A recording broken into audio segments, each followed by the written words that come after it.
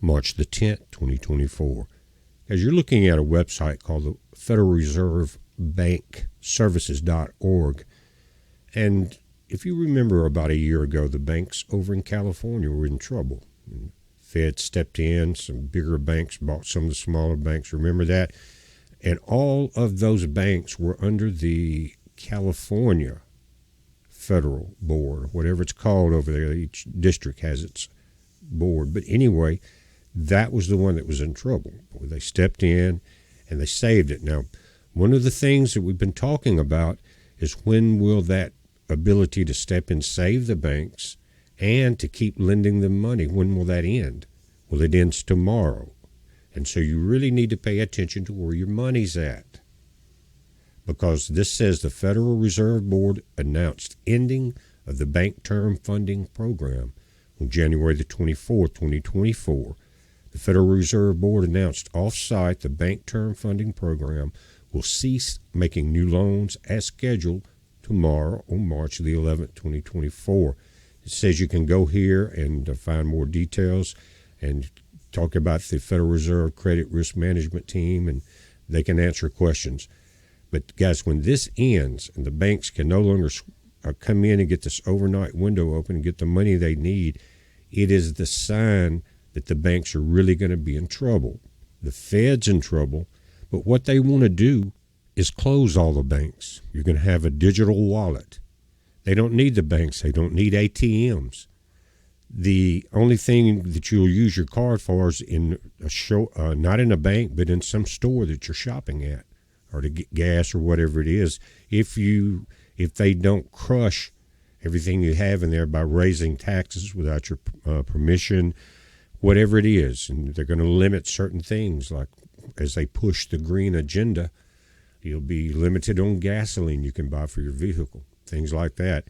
But guys, this is a big sign. Right now, the banks know, starting tomorrow, that things are going to change very quickly.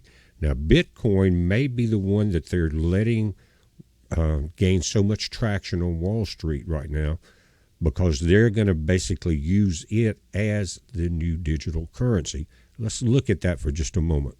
And what they're talking about is that Bitcoin is about to halve their stock share. In other words, cut the price in half. They can sell more of a volume at a lower price, because they're just coming off their highs of around $68,000 per coin.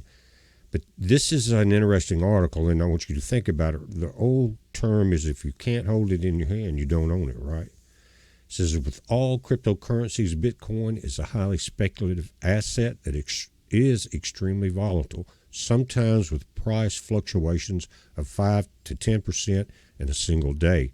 While money can be made on Bitcoin's price swings, past performance doesn't guarantee future success. There are no guarantees that it will retain any of its current value either. Now, let me say this.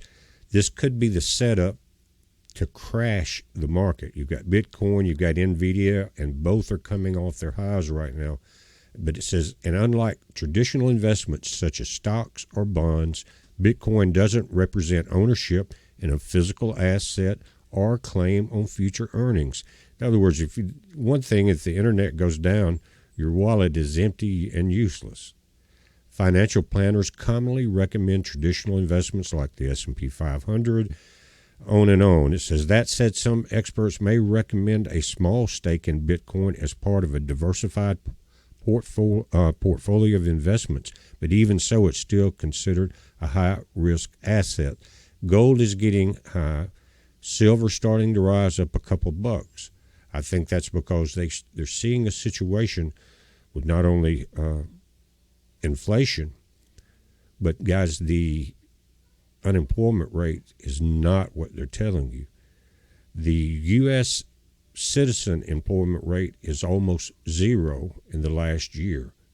All the high trends are from people coming in from other nations. Those are the ones being hired. The other ones are being put out of business. But, guys, this is a time to think about your financial future. And what I mean by that is, where is your money? Do you have it? How quickly can you get it? And I know a lot of people are get your check direct deposit, so you got to leave money in there to cover your expenses, right? But anything beyond that, guys, you are in a chance of it being digitized or tokenized, whatever they want to call it, and then controlled. So we're watching it, you watch. Again, this is a major move by the feds, and no one's talking about it. It needs to be talked about, because what's going to happen to your local banks that can't run to that window when they need some money? You think the loans are going to get harder and harder to get, worse than they are now because of the interest rates?